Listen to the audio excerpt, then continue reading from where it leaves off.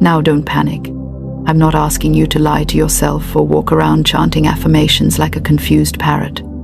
I'm asking you to understand a simple law. Whatever you consistently expect, you invite. And expectation is not noisy. It's subtle. It's what you're thinking when you're brushing your teeth. It's what you're assuming when your phone buzzes. It's the sentence you finish in your mind before life finishes it for you. Right now, many of you are secretly expecting disappointment before December 25. You won't admit it out loud, but it's there. You're already rehearsing the letdown, so it hurts less when it arrives. That, my dear, is like wrapping coal and acting surprised when it doesn't turn into gold. Your real challenge isn't money, time, family, or luck. Your challenge is that you've been training yourself to expect less and calling it being realistic. Realism is just pessimism with better branding. Now let me tell you something that may annoy you at first but will free you afterward. You do not manifest with effort, you manifest with alignment. Think of it this way. A radio doesn't strain to play music. It simply tunes in. And whatever station it's tuned to must play. You've been tuned to almost, not yet, and maybe next year. And that station plays 24/7. So today, December 14, we retune. Not dramatically, not painfully, quietly, elegantly, with the confidence of someone who knows the ending is already written. Here is the framework, and it's so simple your mind will want to overcomplicate it. Don't let it. First, decide the feeling you want by Christmas, not the object. This is where most people mess everything up. They say, I want money, but what they really want is relief. They say, I want love, but what they want is warmth. They say, I want peace, but they refuse to stop rehearsing chaos. So, choose one feeling you want to experience on Christmas Day. Just one. Joy, ease, surprise, gratitude, belonging. Pick it like you'd pick a dessert. Don't negotiate with doubt. Now here's the discipline part. Yes, discipline, not magic. From today forward, every small decision must agree with that feeling. If you chose peace, stop arguing with people who enjoy confusion. If you chose joy, stop consuming content that makes you bitter and call it news. If you chose abundance, stop joking about being broke. Words are spells, even when said sarcastically. Second, act as if you are already under divine favor. Notice I didn't say pretend. Acting as if is an inner posture, not a performance. Someone who expects good things does not rush. They do not panic by happiness. They do not cling. They move differently. They rest better. They speak softer. Try this today. When something small goes right, parking space, unexpected message, discount, don't brush it off. Say quietly, of course, not arrogantly, calmly. You are teaching your mind a new normal. Third, release the Christmas deadline pressure. Yes, I said manifest before December 25, but desperation cancels miracles faster than doubt. You're not trying to force life into a corner. You're allowing life to show off. Say this sentence and feel it. Don't just repeat it. Something wonderful can happen quickly for me. Notice how your body reacts. If there's resistance, good. That's the old story packing its bags. Fourth, give without keeping score. Now here's the part people hate because it exposes them. You cannot hoard energy and expect it to multiply. Give kindness without strategy, compliments without fishing, forgiveness without announcements. No, you don't become a doormat. You become a clear channel. Energy that flows returns improved. And don't worry, generosity doesn't make you empty. It proves you trust the supply. Fifth, prepare for something good. This is where humor meets faith. Clean something, make space, buy a card you haven't assigned a reason to yet, wrap a gift early, light a candle and say, I'm ready. Preparation is silent confidence. The universe responds beautifully to readiness. Now I can hear some of you saying, but what if nothing happens? Ah, there it is. That sentence right there is the only thing standing between you and a different experience. Let me answer you honestly. Something will happen. It may not arrive wearing the label you expected, but it will carry the feeling you chose if you stop arguing with the process. Miracles are shy. They avoid tense people. Between now and Christmas, your assignment is not to watch the calendar like a prison guard. Your assignment is to live as someone who expects a pleasant interruption. Laugh more easily, rest without guilt, speak as though help exists, and when doubt shows up, and it will, don't fight it. Smile at it like an old acquaintance who has nothing new to say. Say, I hear you, but I've decided. Decision is power. If you want to do something immediately, right now, before this video ends, do this. Write down one sentence describing how you want to feel on Christmas Day. Just one. Then read it out loud, once in the morning and once before sleep. Not like a chant, like a reminder. And if this message stirred something in you, don't keep it to yourself like a secret blessing. Comment the feeling you chose. Saying it anchors it. Now, let me tell you what usually happens after someone decides. Life tests the decision, not because it's cruel, but because it's precise. You decide you're choosing joy, and suddenly someone texts you nonsense they've been holding since Easter. You decide you're choosing peace, and your bank app refreshes with an attitude. You decide you're choosing abundance, and your mind suddenly remembers every unpaid bill from the last 5 years like it's a greatest hits album. This is not failure. This is confirmation. Life is asking, are you serious? Or was that just another cute thought? Most people panic here. They say, see, I knew it wouldn't work. And just like that, they crawl back into the familiar discomfort they call reality. Do not do that. Here's the reframe that changes everything. Challenges after a decision are not signs to quit. They are invitations to hold your posture. Imagine ordering something online and refreshing the page every 2 minutes, yelling, why hasn't it arrived? That doesn't speed delivery, it just makes you tired. Manifestation works the same way. Once you place the order internally, your job is to stop micromanaging the delivery truck. Now let's get practical again. Because inspiration without application is just entertainment with better lighting. Between today and December 25, your power lies in your daily inner conversations. Not your affirmations, not your playlists, not your candles, your conversations. You talk to yourself more than anyone else, and lately, you've been bullying yourself in private. You call it being hard on yourself, but it's actually sabotage wearing discipline's clothes. So here's a simple rule: no rehearsing negative outcomes in advance. If your mind starts saying, this Christmas will probably be, stop the sentence. Literally, interrupt it. Replace it with, I wonder what good thing I haven't anticipated yet. Curiosity disarms fear.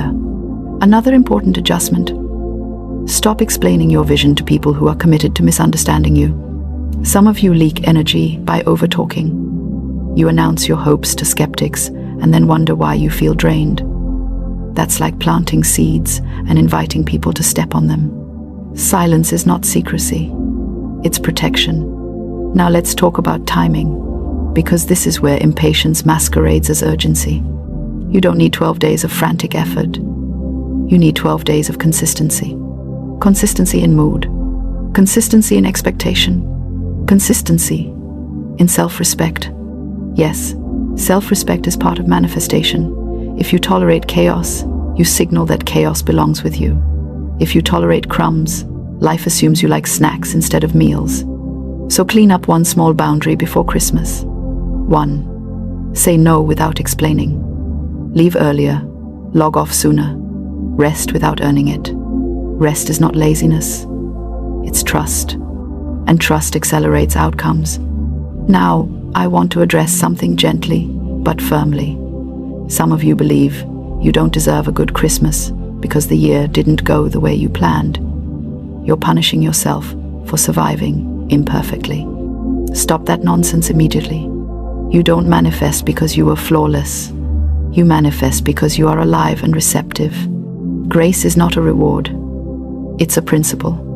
Let me tell you something humorous but true. Life enjoys surprising people who finally stop sulking. When you lighten your grip, doors swing easier. So laugh at yourself a little. Eat something you enjoy without narrating guilt. Dance badly in your room. Watch something silly. Joy is not irresponsible, it's magnetic. And here's a secret very few people use. Gratitude for what hasn't happened yet. Not forced gratitude, not delusional gratitude, calm gratitude. Say, thank you for the ease unfolding. You don't have to know how. You don't have to visualize fireworks. Just acknowledge the direction. Gratitude assumes fulfillment. Now, let's deal with the big fear you haven't said out loud. What if I hope and nothing changes? Hope doesn't hurt you. Attachment does. You're not hoping to prove anything. You're aligning to experience something. If nothing external shifted by December 25, which I doubt, but let's say it didn't, you would still walk into the new year different. Lighter, clearer, stronger. And that alone would be a breakthrough. But here's the funny thing about life. When you stop demanding proof, it starts offering evidence. You might receive an invitation, a message, a refund, an apology, an idea, a moment of deep peace that feels better than money. Don't rank blessings. Receive them. Now let's talk about action again. Because alignment does include movement. Do one thing each day that a person expecting a good Christmas would do. Wrap something. Plan something simple. Write a kind message. Organize a small corner. Prepare a meal with intention. Small actions anchor big assumptions. And please, stop saying, I'll start after Christmas. That sentence has delayed more destinies than bad luck ever could. You don't start after miracles. You start before them. Now, I want you to imagine Christmas morning, not dramatically, not emotionally, just calmly. You waking up with less heaviness than usual, breathing easier, feeling okay. That feeling of okay is underrated. It's fertile ground. From okay, joy grows naturally. Before we close, I want to give you one final practice, and it takes less than 2 minutes a day. Each night, before sleep, ask yourself one question. Where did I see kindness, ease, or progress today? If your mind says, nowhere, it's lying. Look again. Training your awareness trains your future. Now, if this message resonated, don't just nod at the screen like you understood it. Participate, like the video to tell your mind, this matters. Comment the feeling you're choosing for Christmas. Subscribe if you're ready to stop living on autopilot. And most importantly, do not wait for permission to feel better. You don't need approval. You don't need proof. You don't need a perfect plan. You need a decision and the courage to let it be enough. Something beautiful can happen for you before December 25. Not because it's Christmas, but because you finally stopped arguing with good. Most people are trying to manifest like children trying to bake a cake without turning on the oven. They mix ingredients, they decorate the pan, they say affirmations over the batter, and then they stare at it wondering why it's still liquid. The oven is assumption. Christmas teaches us this beautifully. No one hopes Christmas will come. It is assumed long before it arrives. Children don't ask, do you think Christmas will happen? They plan their joy. They live from the end. They write lists. They count days. They speak as though it is done. And the inner world obeys. Now let me explain the core challenge that keeps people stuck. The real issue is not that you don't know how to manifest. It's that you keep postponing your inner acceptance. You keep saying, I'll feel grateful when it happens. I'll feel peaceful when it arrives. I'll feel secure when I see proof. Christmas laughs softly at that logic. Because the feeling comes first. The celebration is rehearsed before the event. The joy is practiced in advance. And because of that, the experience has no choice but to show up. Here is the secret that the wise mystics and teachers understood. Consciousness is the cause. Circumstances are the echo. What you consistently assume to be true hardens into fact, not through force, but through familiarity. Think about this. Christmas doesn't feel magical because of the gifts. The gifts feel magical because of the atmosphere created beforehand. The music, the lights, the expectation, the stories repeated year after year. The mood is assumed into existence, and manifestation works the same way. Now let me make this practical, because inspiration without application is just entertainment in a nice dress. The first step is this. Stop trying to manifest events and start manifesting states of being. You don't want money, you want relief. You don't want love, you want safety and delight. You don't want success, you want confidence and freedom. Christmas does not manifest toys, it manifests wonder. So ask yourself, very gently, if my desire were fulfilled, how would I move through today differently? Not dramatically, not like you won the lottery and quit your job mid-shift, but subtly. Would your shoulders relax? Would your breath deepen? Would your inner dialogue soften? That is the state you practice. The second step is assumption without strain. Children don't affirm Christmas all day. They don't chant, "Christmas is coming, Christmas is coming," until they're hoarse. They simply know. And knowing is quiet. If your affirmations feel desperate, they are canceling themselves out. Desire spoken from lack only magnifies lack. So instead, speak as though you're remembering something that's already decided. This always works out for me. I'm surprisingly supported. Things rearrange in my favor more often than I expect. Say it lightly. Say it playfully. Say it like someone who's not trying to convince anyone. The third step is what I call holy imagination. Not frantic visualization, but gentle rehearsal. Christmas morning is imagined long before it arrives. The mind visits it casually, repeatedly, without effort. So, before sleep, let your mind drift to a simple scene that implies fulfillment. Not fireworks, not drama, a quiet moment. You smiling to yourself, a text message, a relaxed conversation, the feeling of course. And then, and this is important, you let it go. Because just like Christmas, once the assumption is set, life handles the logistics. Now let me add a little humor here, because seriousness has never manifested anything joyful. You don't need to monitor the universe like a security guard. You don't need to check for signs every 5 minutes like you're waiting for a delivery driver. The seed grows underground whether you stare at the soil or not. Your job is not to dig it up and see if it's working. Your job is to stay in the mood of expectancy. Christmas doesn't argue with January. It arrives, does its work, and leaves evidence behind. And so will your desire. Here's something people miss. Christmas is not rushed. It has a season. And manifestation also has rhythm. When you stop interfering, things often arrive faster, not slower. Now, let me pause here and ask you to reflect quietly. Where have you been trying to force what only assumption can allow?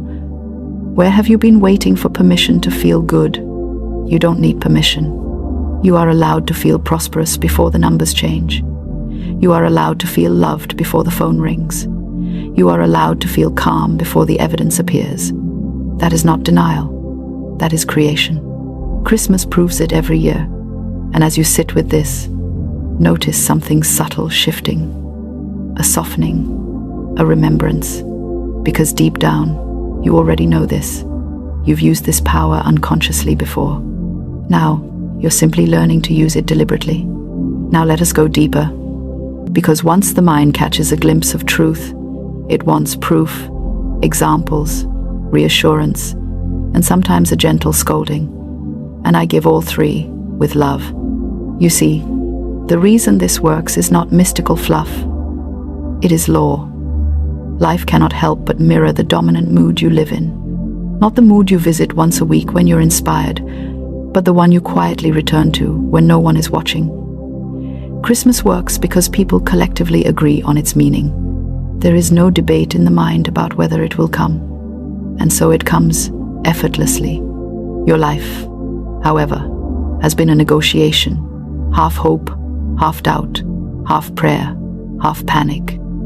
You say you want abundance, but you rehearse worry like it's a daily ritual. You say you want love, but you prepare for disappointment as if it's scheduled, and then you wonder why the results feel mixed.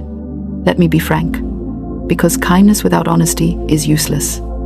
Manifestation does not respond to what you want. It responds to what you expect.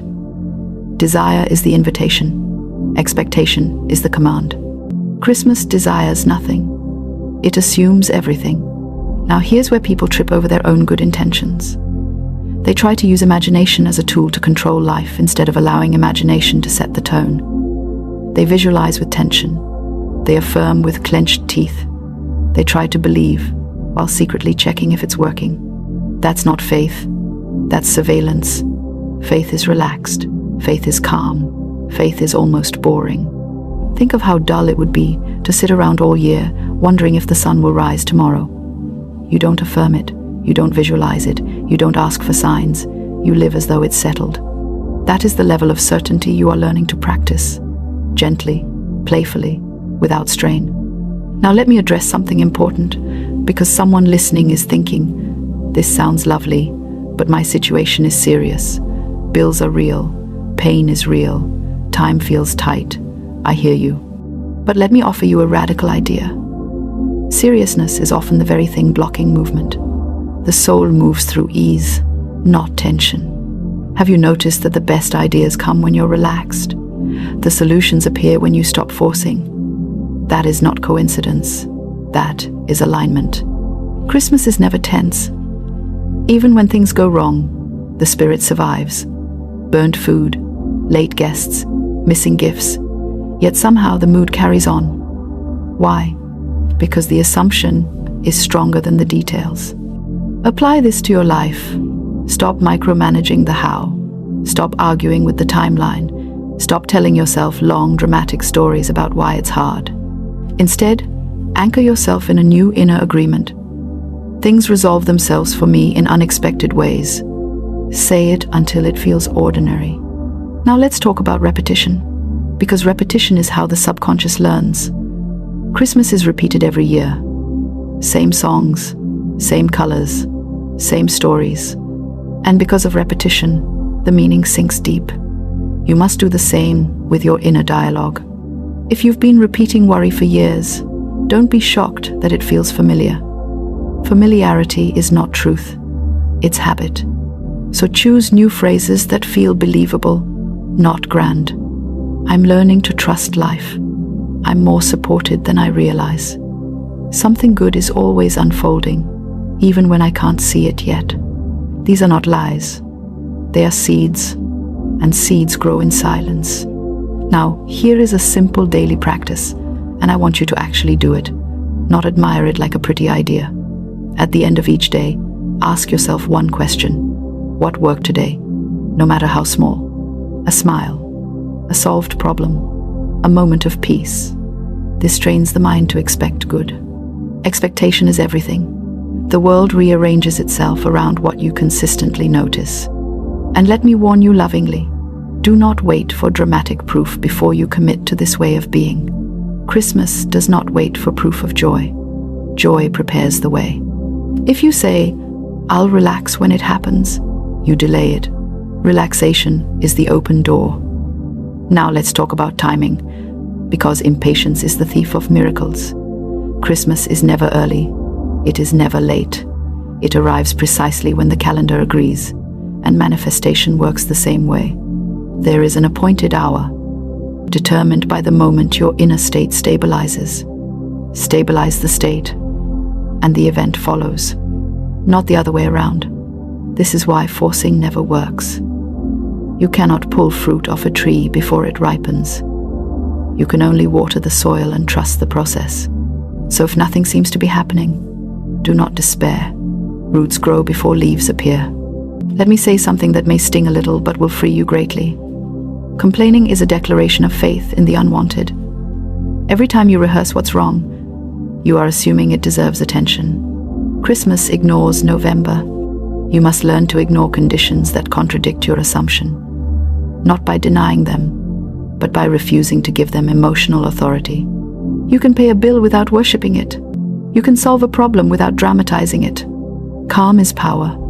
Now, I want you to do something very simple after this video ends.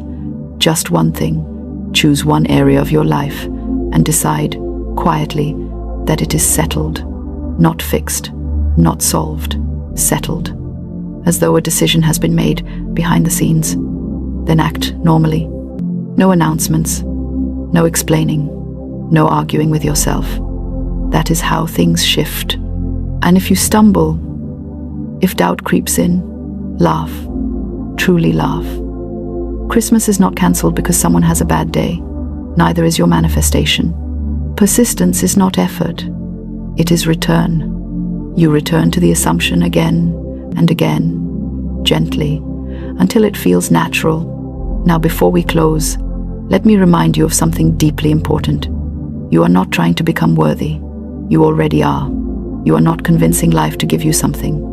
You are allowing yourself to receive what aligns with your true nature. Life is generous by design, and when you align with that truth, it cannot withhold itself from you. So if this message stirred something in you, don't rush past it. Sit with it. Try one small shift today. Speak one kinder assumption. Release one anxious habit. Practice one moment of expectancy. And if this resonated, let yourself stay connected. Share your experience. Speak it into being. Join others who are remembering what you are remembering now. Because once you understand the secret of Christmas, you realize it was never about one day. It was about how creation works. And now you know. And no matter how fancy or humble your life looks right now, you're always sending instructions. The issue is that most people send the wrong ones. They whisper fear, but expect abundance. They shout doubt, but expect miracles. They pray for open doors while simultaneously reinforcing every emotional deadbolt. The 7 commands I'm about to share are not magical spells. They're not tricks. They're not rituals or woo-woo illusions. They are laws of direction, simple, powerful instructions that align your mind, your emotions, your actions, and the invisible forces around you. You are always commanding something. These 7 simply help you command what you actually want instead of accidentally summoning chaos. So let's start with the first command. Say it out loud if you can. Whisper it if you must. But don't just hear it, offer it. Command number 1. Let it come. Yes, that's it. Simple. But don't mistake simplicity for weakness. This command works like a universal yes. Most people block their blessings with worry, fear, micromanaging outcomes, and trying to figure out the exact route their good must take. You want something, then you immediately create a mental list of reasons you can't have it. You ask for opportunities, then panic at the slightest discomfort. You pray for a blessing, then start rehearsing your disappointments before anything even happens. Let it come. This command opens the gate. It declares that you are ready, available, and willing to receive without strangling the process. When you say let it come, you release your tight grip on how and when your good must appear. You stop forcing and start flowing. Think of it like planting a seed. You don't dig it up every day asking, "Are you growing yet? Are you sure? Are you okay down there?" No. You allow the process to happen because you trust that life knows how to produce after its kind. The moment you say, "Let it come," you stop being an obstacle to your own answered desire. Command number 2. Make it clear. Oh yes, this one is important. Some of the things people ask for are so vague, even the universe needs corrective lenses. You want a better life? What part? You want money? How much? You want love? From who? You want peace? Defined how? If your desire sounds like a blurry watercolor painting, don't be shocked when your results come out looking like abstract art. When you say make it clear, you're not demanding clarity from the outside world, you're demanding clarity from yourself. You're saying, I'm ready to know what I really want, not what I think I should want, not what people expect me to want, not what looks good on paper. I want the truth. You'd be surprised how much stress disappears the moment you get honest with yourself. Most confusion is just unspoken truth shaking inside you. When you command clarity, your mind starts aligning with one direction instead of 50.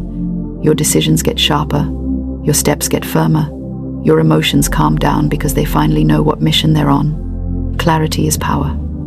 And when you command it, you stop stumbling in the dark, bumping your shin on every emotional piece of furniture in your life. Command number 3. Remove what blocks me. Now, this is where things get spicy. Because everyone loves additions but hates subtractions. Everyone wants the new, but few are willing to let go of the stale, the expired, the comfortable but destructive, the familiar but toxic. And yet, you cannot receive with full hands. You cannot rise while chained. You cannot enter new seasons dragging old fears behind you like luggage you never unpacked. Remove what blocks me. When you speak this, you are giving permission for your life to be rearranged. You're authorizing exit doors for anything that stands in the way of your growth habits, fears, limiting beliefs, people, environments, excuses, or emotional clutter. Now hear this. Removal doesn't mean destruction. It means release. It means things shift. People relocate. Paths redirect. Opportunities change shape. You don't lose anything meant for you. But you will lose what was holding you back, and you must be okay with that. Growth requires subtraction just as much as addition. And here's the truth. Some things can only leave your life when you stop protecting them. Command number 4. Guide me to the next step. Because sometimes the problem isn't desire, it's direction. You want the big picture, but life gives you breadcrumbs. And you get frustrated because you want a full GPS route, but you're only given the next 5 feet. And that's enough. That's always enough. Guidance is never given all at once. It's given in increments, because if you saw everything at once, half of you would run away, and the other half would sabotage the process. Guide me to the next step, not to the end, not to the entire journey, just the next clear move. This command activates intuition, ideas, clarity, nudges in your mind, opportunities that appear exactly when you need them. People who show up with timing so perfect you'd swear it was planned. When you're overwhelmed, this command rescues you from paralysis. When you're confused, it gives you direction. When you're afraid, it reduces the journey to something manageable. You don't need to see the entire staircase to take the first step, you just need to trust the ground under your feet. Now let's talk about why these commands matter. Because you might be thinking, are these just fancy phrases? No, these commands work because the human mind obeys instructions. Your thoughts follow direction, emotion follows thought, action follows emotion, and your results follow action.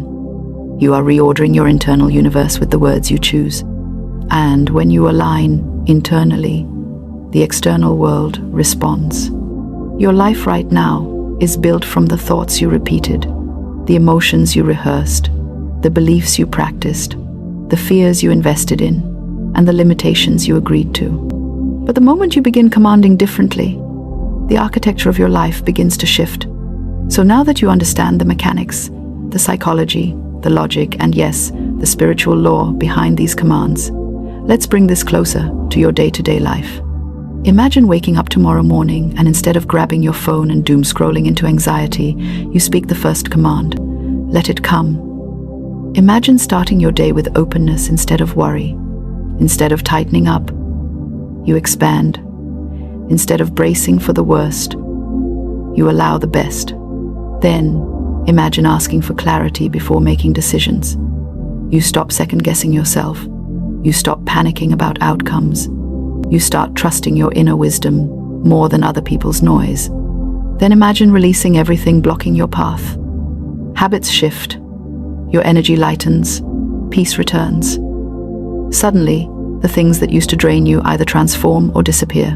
You breathe differently. And then guidance shows up. Ideas drop into your mind without forcing. You know what to do next, not because someone told you, but because something deeper inside you unlocked.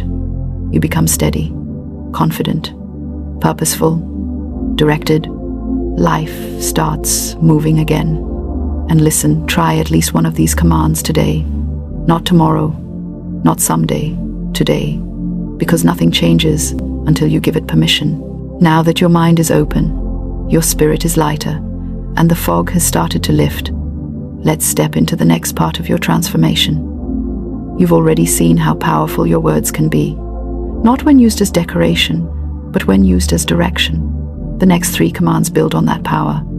Together, they complete a framework that can unlock anything you want in life, not by magic, but by alignment. Command number 5. Show me proof. Now, yes, I know. This one sounds bold. It sounds like you're talking to the universe like it owes you a receipt. But hear me out, because this command is not about arrogance, it's about awareness. The truth is, you're surrounded by proof already. Proof that you've survived things you thought would break you. Proof that doors have opened in moments you didn't expect. Proof that opportunities appeared out of nowhere. Proof that you're guided more than you realize. But when life gets heavy, your mind forgets. It focuses on fear. It zooms in on what's missing. It forgets what's working. So this command is a request to see what's already in motion. It sharpens your sight. It helps you recognize alignment where you previously saw coincidence. And the more you see proof, the more your faith grows, not blind hope, but experiential confidence. And when you believe something is possible, you take actions aligned with that belief. Fear stops controlling the steering wheel. Doubt stops running the show. You start walking with expectation instead of hesitation. When you say, "Show me proof," you're really saying, "Reveal what's already unfolding for me so I can keep moving with strength." And trust me, once you ask for proof, life will show it to you in ways so precise you'll wonder how you missed it before. A conversation, a message, a moment of clarity, an opportunity, a sudden idea, all of it counts. The proof is never random. You just weren't tuned in before. Command number 6. Strengthen my belief. Because let's be honest, your desires are strong, but your belief is sometimes a little wobbly. And that's not an insult, that's human nature. You have moments of, "Yes, I can do this," followed by moments of, "Actually, maybe not." Your belief rises and falls like Wi-Fi signal in a thunderstorm. One day you feel unstoppable. The next day, you can't even muster the energy to believe you deserve a fraction of the good you're asking for. That's why this command is essential. Belief is the power source of manifestation, of action, of persistence, of transformation. Without belief, you stop too early. Without belief, you sabotage opportunities. Without belief, you shrink instead of stretch. Without belief, you tolerate what was meant to be temporary. So when you say, "Strengthen my belief," you're opening yourself to growth from the inside out. You're allowing your confidence to be reinforced, your mindset to be rebuilt, your doubts to be dissolved. This command doesn't make the journey easier, it makes you stronger. And that's what matters. A strengthened belief system turns obstacles into puzzles instead of threats. It makes you resilient. It makes you focused. It gives you the courage to keep going even when nothing around you looks promising yet. Belief makes the difference between quitting and breakthrough. And yes, it can be strengthened. You're not stuck with whatever belief level you were handed at birth. You can build it. You can expand it. You can reinforce it. And the more you do, the more your life responds to your inner certainty. Command number 7. Open the way. The final command. The one that ties everything together. This is the command of movement. The command of alignment. The command that says, where there is blockage, create a path. Where there is delay, activate progress. Where there is confusion, reveal direction. Where there is stagnation, release momentum. Open the way is the declaration of someone who is done waiting. Someone who is done begging. Someone who is done shrinking, hiding, doubting, and tiptoeing through life as if they don't have the right to take up space. When you say, "Open the way," you are calling for paths to clear, doors to appear, opportunities to align, and your steps to be guided into ease. Not struggle ease, but alignment ease. The kind of ease that feels like, this is exactly where I'm meant to be. This command works because movement is natural.